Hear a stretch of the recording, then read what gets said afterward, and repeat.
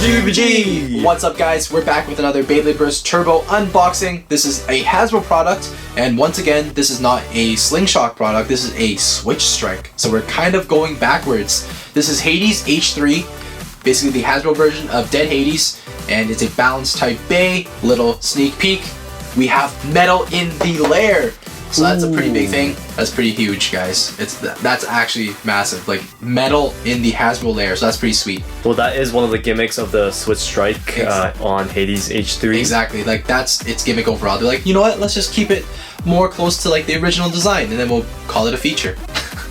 That's basically what they did. So let's turn around to the back of the box. As you can see right there at the very top, it says right there, metal heavyweight exterior. So saying that that extra weight from the metal is its gimmick, right? It's gonna have more powerful attacks and whatnot, you know, more weight behind everything it does, basically.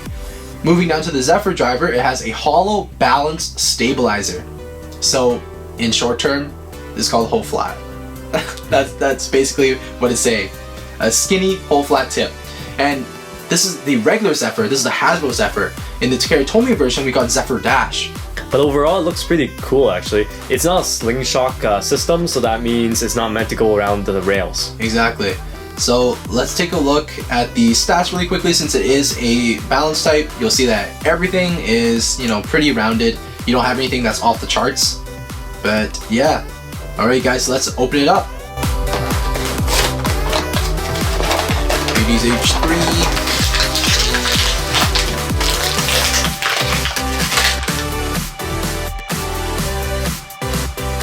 Yeah, I'm actually pretty excited to battle this guy later on in some test battles.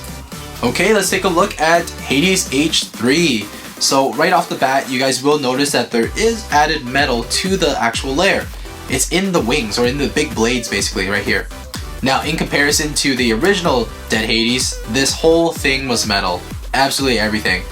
So instead, they just gave it a little bit. I guess they didn't want it to be too OP, right? Like there would be just way too big of a weight difference between Hades H3 and other bays if they made the whole layer metal.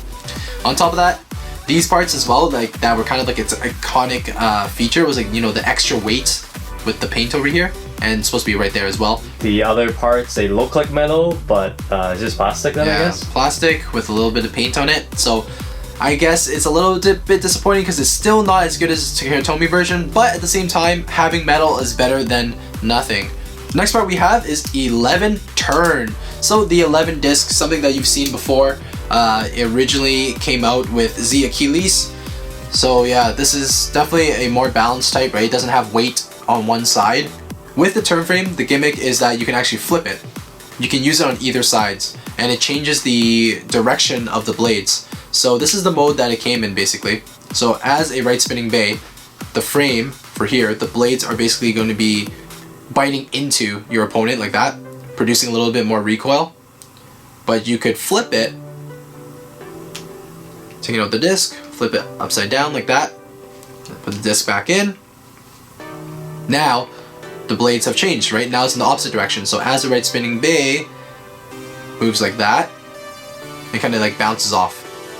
You won't really get that like bite and like that hook effect that you get sometimes.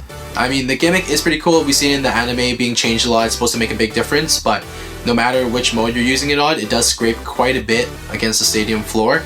So it's not exactly a favorite. And for the performance tip, we have Zephyr. So this is the Hasbro version of Zephyr. It is supposed to be Zephyr Dash, right? In Takara Tomy form, because it's supposed to have the tighter spring lock, which makes you burst less. But in this case, since it's Hasbro, right, we are working with slopes, there isn't a huge difference when it comes to, you know, that regard there. Even though it's not a SlingShock performance tip, I think it'll still go pretty fast around the stadium. It's pretty decent. I mean, Zephyr's alright when it comes to speed. It is like a pretty skinny whole flat. But yeah, that's pretty much it for Zephyr. You guys have seen this performance tip before too, so nothing new here. So here's a comparison with the Takara Tomy version. Your guys' keen eyes will probably be able to see that there is a lot more metal in Takara Tomy, right? It is going to be quite a bit heavier. But otherwise, I mean, the colors are very similar, right? Missing a few details. We don't have the red on the two blades on the Hasbro version. But overall, pretty good match. The color is really deceiving.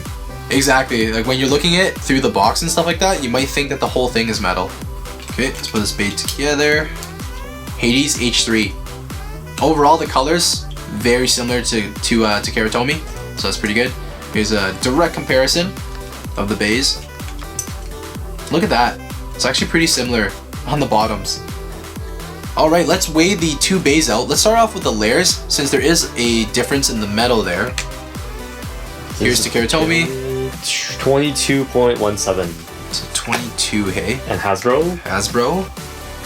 13.97. So that's a pretty big difference, guys.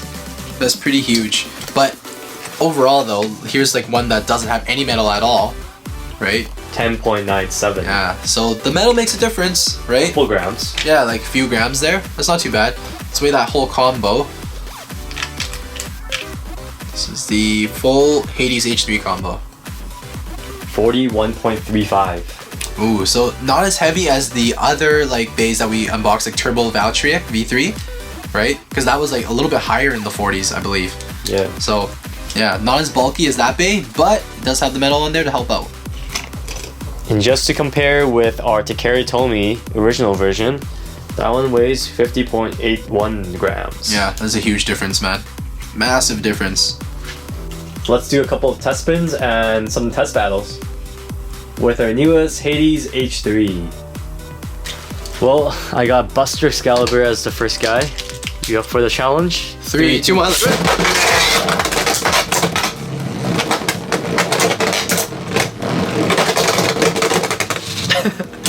SlingShock failing you.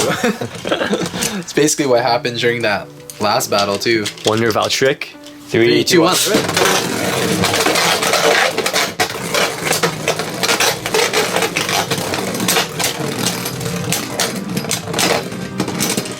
Not bad. Ruder R3. Oh my lord. You serious? 3, 2, 1. Don't underestimate me. Alright. Stay in there.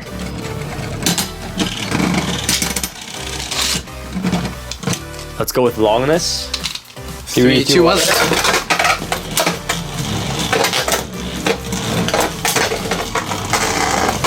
Oh dude, not good. You should give longness another chance. Okay, one more. You got wrecked. 3, 2, 1. Oh dude, I went to the rails, guys. Ooh. Dude, whenever you go into the rails, your frame is basically just like scraping this area so bad. Valkyrie V3, Turbo Valkyrie. Alright, this is gonna be the best matchup, guys. Yep. So you ready to lose? 2 SwitchStrike bays. 3, 2, 1.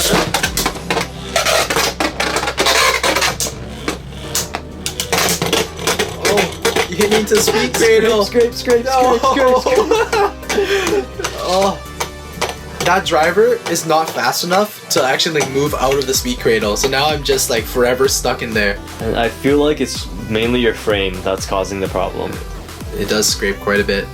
This is so funny. What's gonna happen? Who's gonna outlast who? Yes! Oh my goodness. Yo, Hades H3, you did it! Okay, one more time. 3, 2, 1.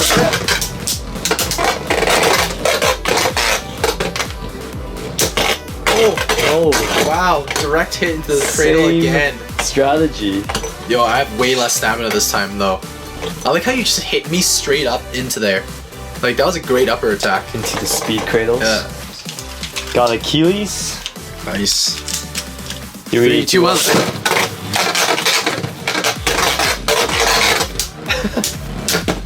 It loves the rails. Who said I wasn't a SlingShock bay? Trying too hard to be a SlingShock. For real. The frame just scrapes so bad. Nice. 3, 2, 1.